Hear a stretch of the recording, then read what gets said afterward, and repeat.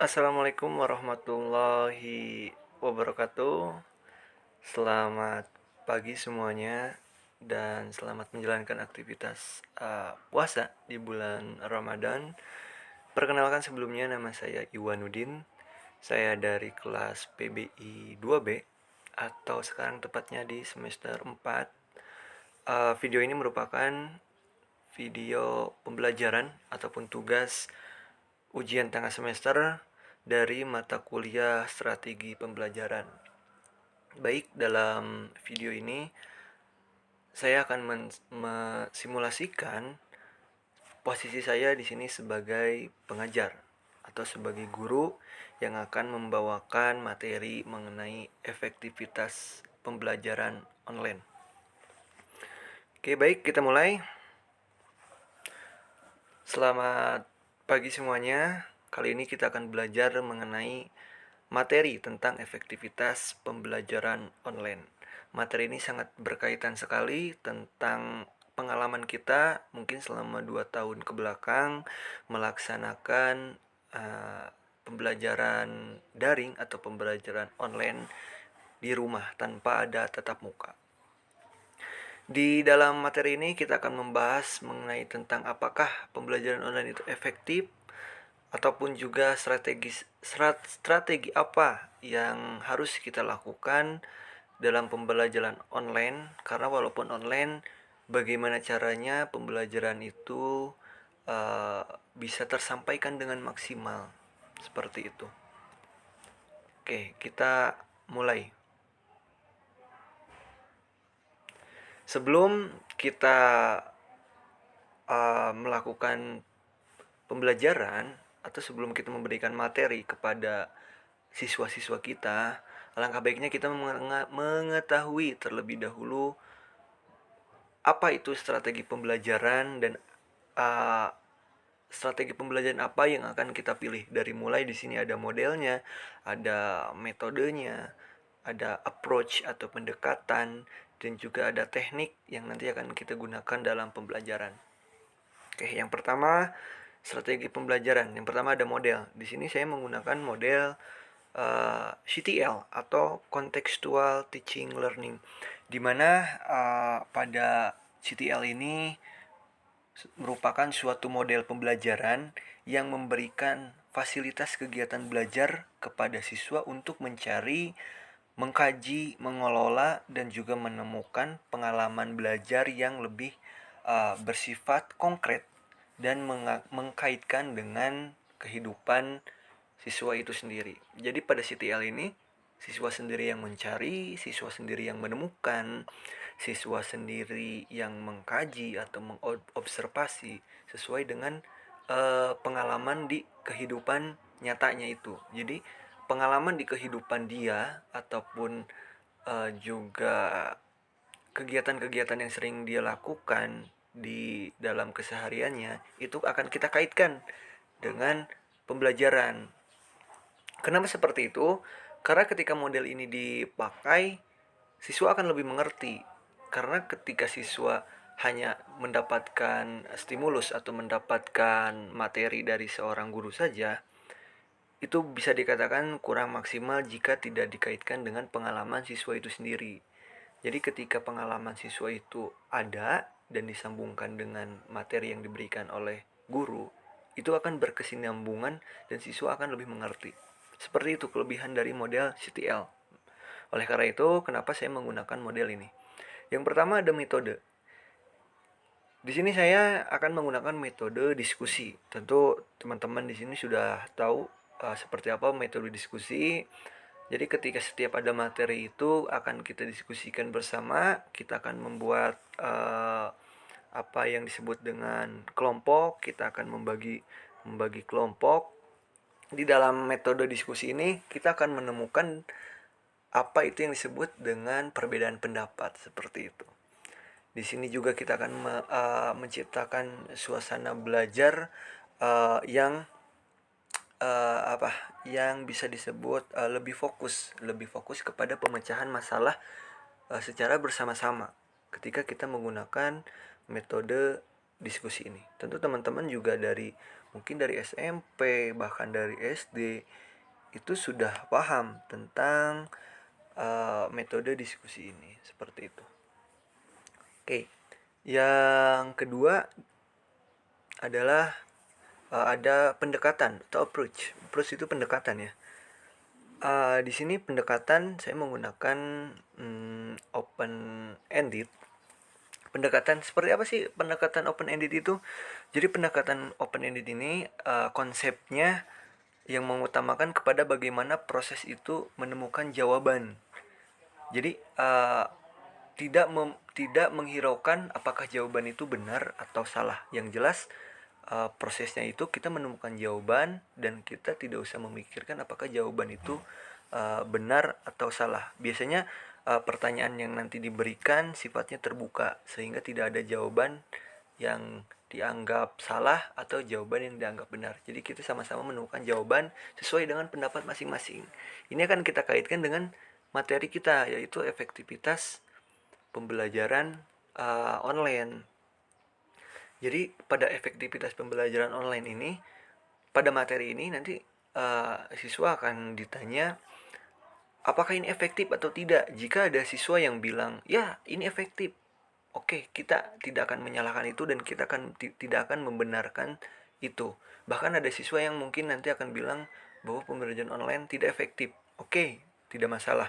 Karena itu namanya pendapat. Disitulah pendekatan itu lebih efektif jika menggunakan open ended. Seperti itu. Jadi kita kembalikan kepada pemikiran siswanya masing-masing. Oke. Yang ketiga ada teknik. Di sini kita akan menggunakan teknik listening atau mendengarkan ataupun menyimak dan juga tanya jawab.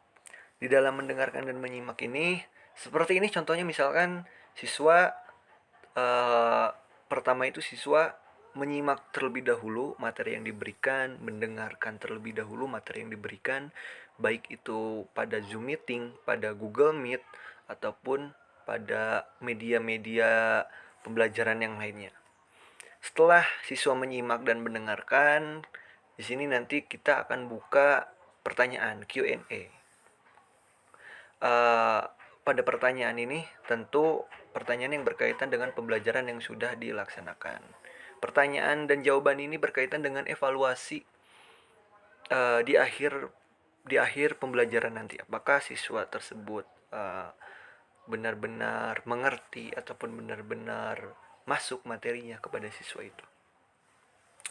Dan pada pertanyaan ini kembali lagi kepada diskusi tadi.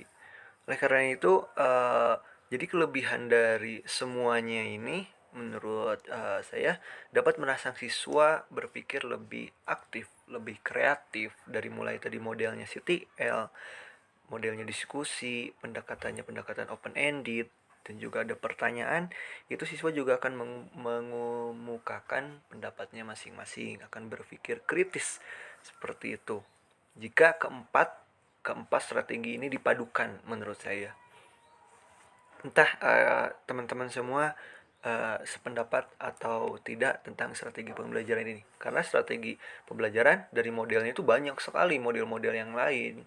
Ada juga metode-metode diskusi yang lain, metode yang lain tidak hanya diskusi, seperti ada ceramah, ada yang lainnya lah, dan pendekatan juga tidak hanya open ended. Ada pendekatan yang hanya menekankan bahwa si guru itu yang harus menyampaikan saja. Ada yang seperti itu. Dan teknik juga bermacam-macam. Ini tergantung dari kembali lagi tergantung dari strategi yang akan diterapkan oleh seorang guru tersebut. Jadi ini teman-teman silakan pelajari keempat elemen ini sebelum melakukan pembelajaran. Oke, kita lanjut.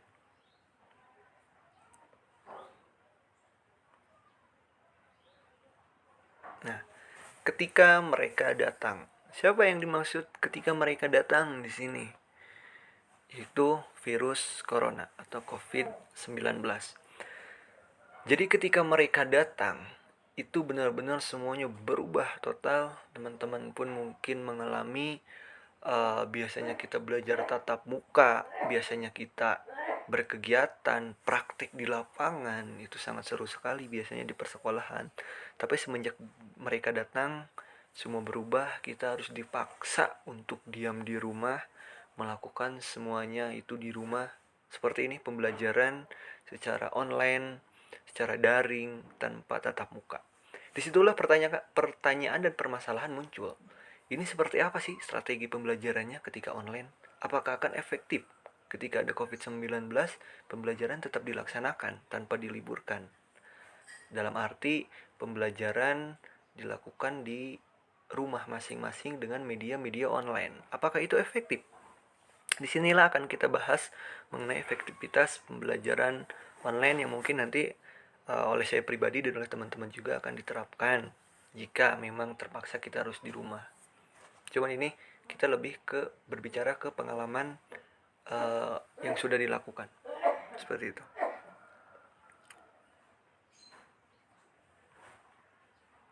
Oke, inilah pertanyaan. Apakah semua ini efektif? Pertama, kita akan bilang dulu bahwa semua ini efektif. Yang baiknya dulu ya, kita akan bilang bahwa semua ini efektif.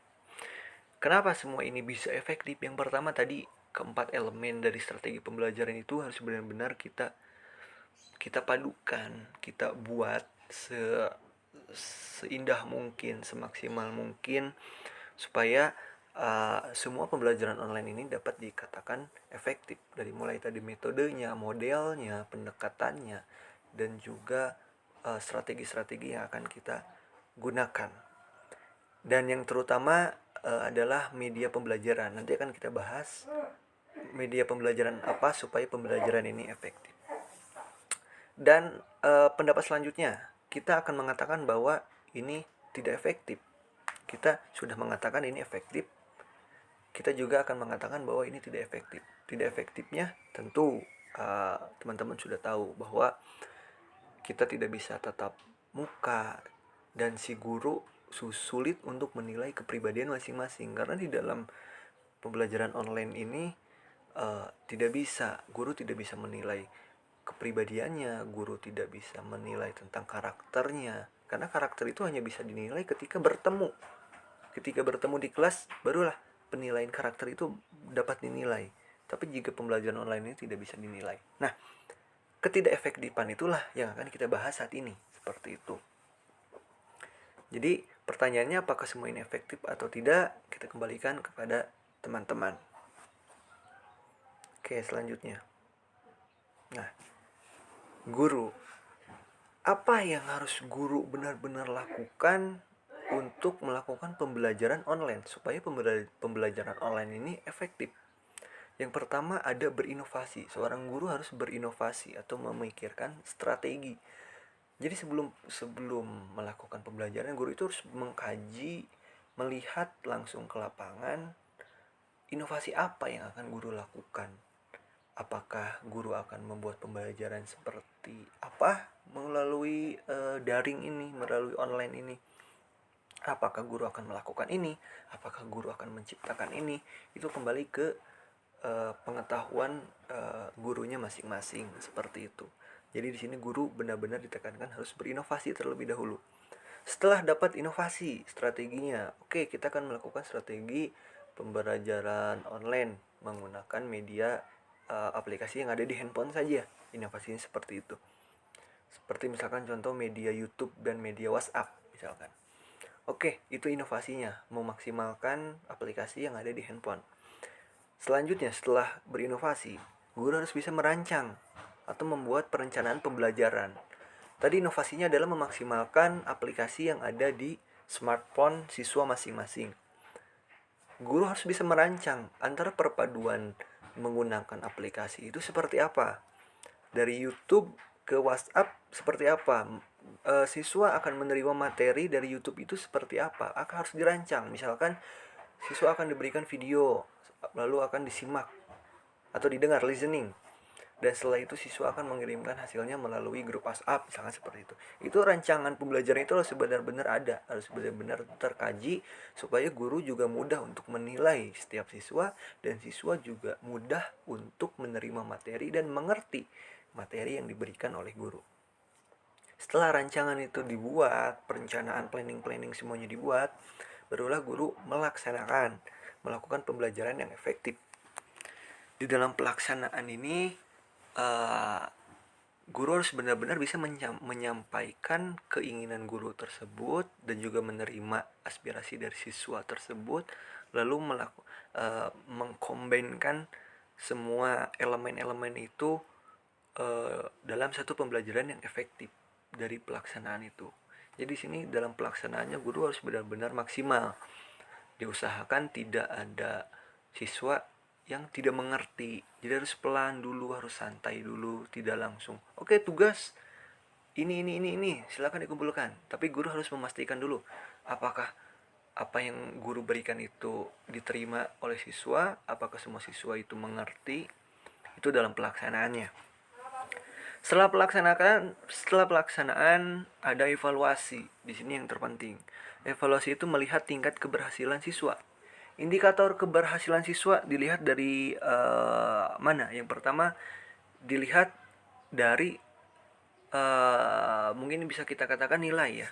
Nilai itu menjadi indikasi bahwa siswa itu berhasil, walaupun tidak semua dapat dikatakan bahwa nilai merupakan cerminan dari siswa, tidak. Yang pertama itu dari nilai hasil pembelajaran siswa. Yang kedua dari pertanyaan, bisa dari pertanyaan. Ketika ada siswa yang bertanya, berarti siswa itu berpikir, walaupun memang siswa itu pertanyaan itu. Kenapa siswa bertanya? Karena mungkin siswa tidak mengerti. Tapi kenapa siswa tidak mengerti? Karena siswa itu berpikir. Berarti ketangkep tuh omongan atau materi dari seorang guru itu ketangkep oleh siswa. Disitulah siswa mulai berpikir otaknya, lalu muncullah pertanyaan. Seperti itu. Dan juga siswa di sini dapat mengemukakan pendapat mengenai materi yang disampaikan oleh guru. Ketika siswa bisa mengemukakan pendapat, berarti siswa juga sudah mengerti tentang materi yang diberikan oleh seorang guru, seperti itu.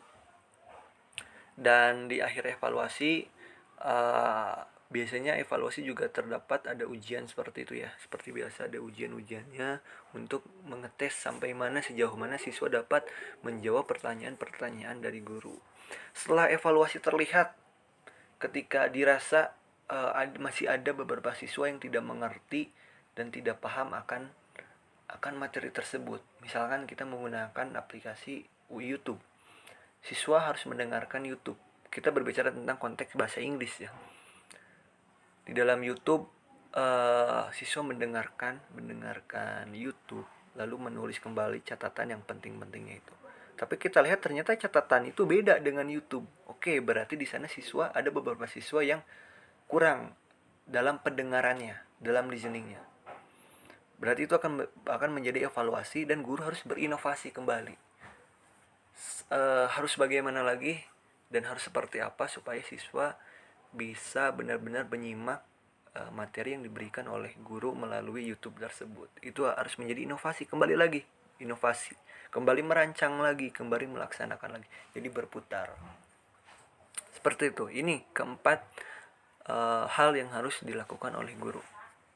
Oke, lanjut. Nah, ini dia, learning media. Sesuaikan aplikasi dengan kebutuhan materi. Seperti saya sudah menyinggung tadi sebelumnya, banyak sekali media-media aplikasi yang bisa diterapkan dalam pembelajaran online. Karena pembelajaran online itu intinya adalah medianya atau aplikasinya. Ini harus ada aplikasinya. Seminimal-minimalnya harus ada. Nah, media apa yang harus kita siapkan pada materi ini? Misalkan saya contoh tentang pembelajaran listening dan juga speaking. Listening dan speaking. Oke, saya akan mengambil contoh itu. Kita sesuaikan media ini dengan materi yang akan kita berikan. Gitu loh.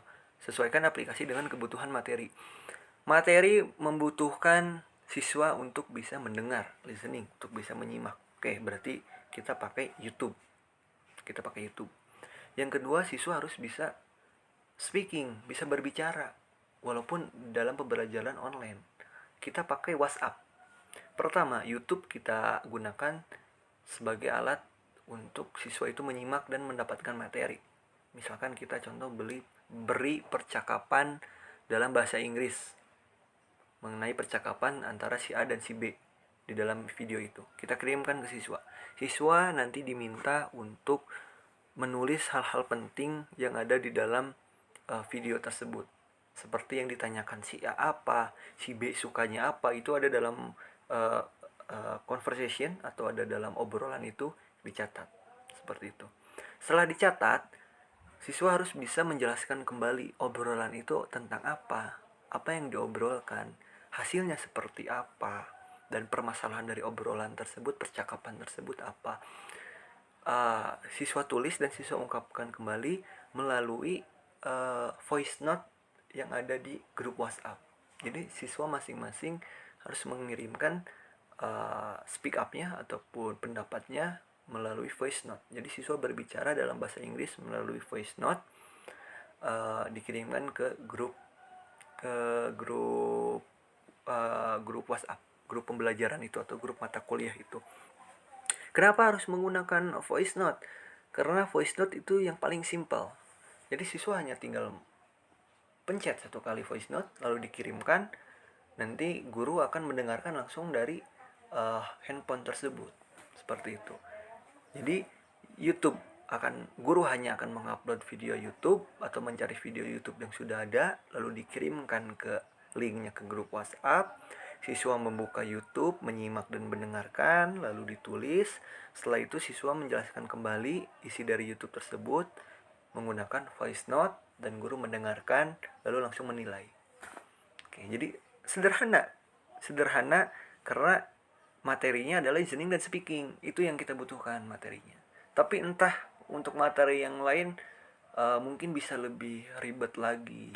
Misalkan pada materi di jurusan lain yang ada praktiknya, mungkin di teknik praktik di jurusan yang ada tekniknya, itu saya kurang paham, mungkin lebih rumit lagi karena harus ada prakteknya ya, harus ada apanya gitu. Tapi kalau materi listening dan speaking itu seperti tadi, simple gitu. Oke. Nah ini yang tadi saya jelaskan simulasinya dari YouTube lalu ke WhatsApp. Di situ akan hal yang ditekankan atau yang dinilai itu listening dan speakingnya, seperti itu.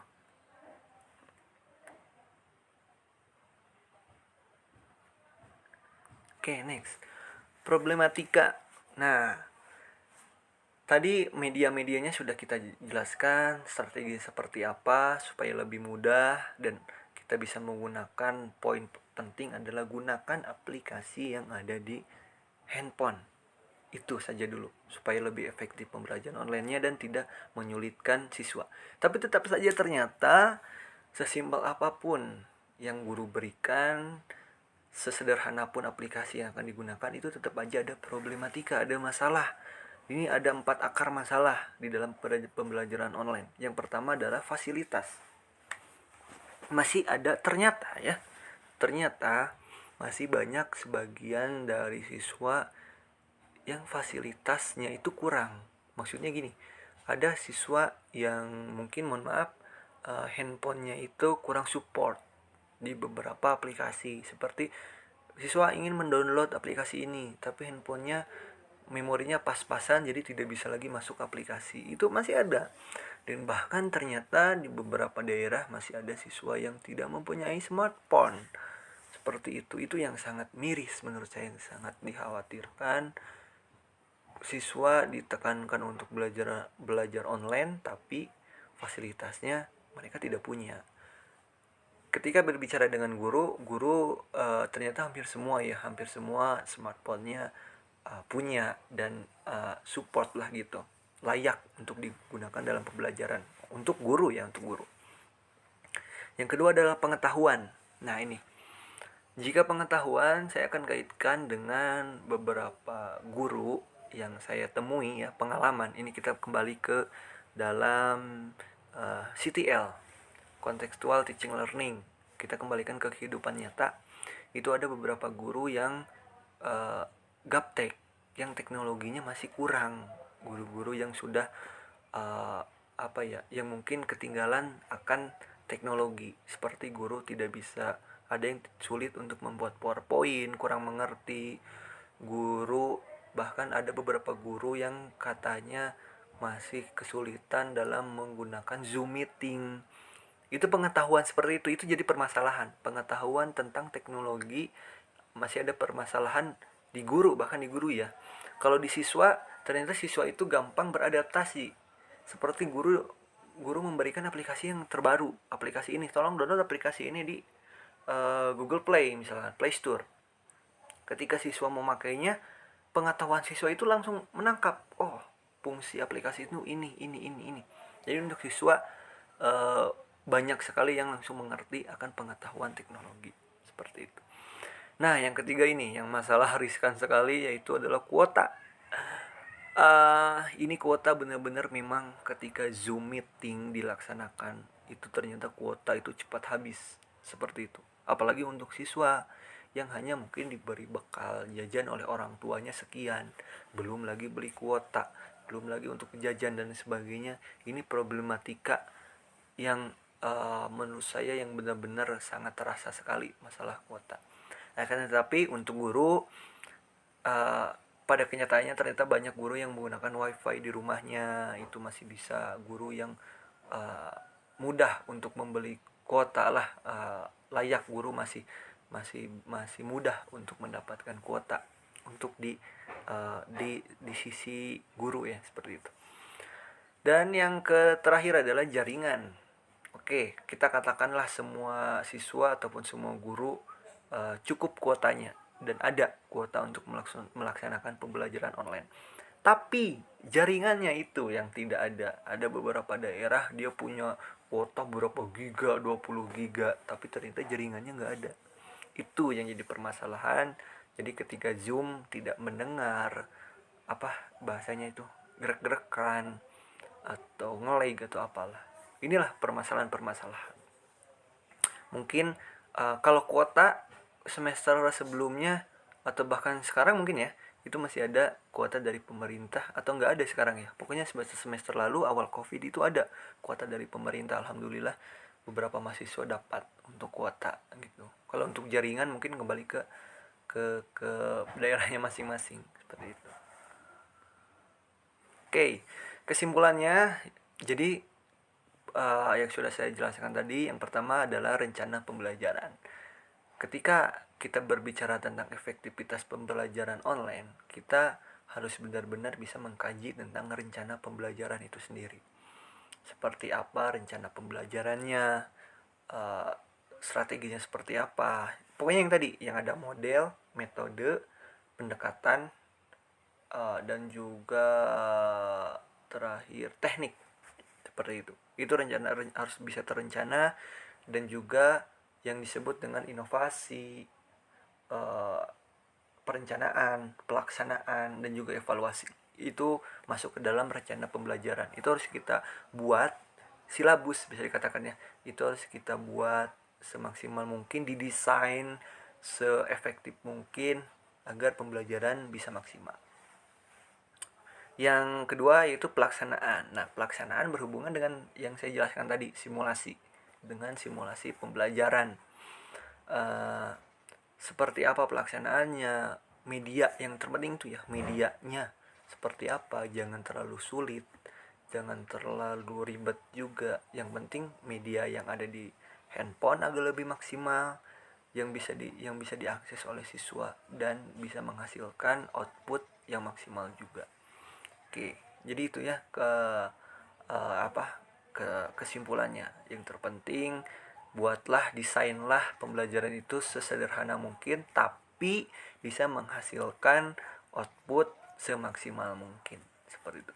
Dengan demikian pembelajaran online akan terlihat efektif, benar-benar efektif, walaupun hanya dilaksanakan di rumah saja, seperti itu. Oke, mungkin itu aja yang bisa saya sampaikan. Terima kasih yang sudah menonton video ini. Semoga bermanfaat, terkhusus untuk saya, umumnya untuk yang melihat video ini. Dan semoga video pembelajaran ini bisa menjadi bahan penilaian untuk Bapak dosen, Pak Novi, di mata kuliah strategi pembelajaran. Sekian dari saya, terima kasih, mohon maaf apabila ada salah-salah kata dari saya. Wassalamualaikum warahmatullahi wabarakatuh.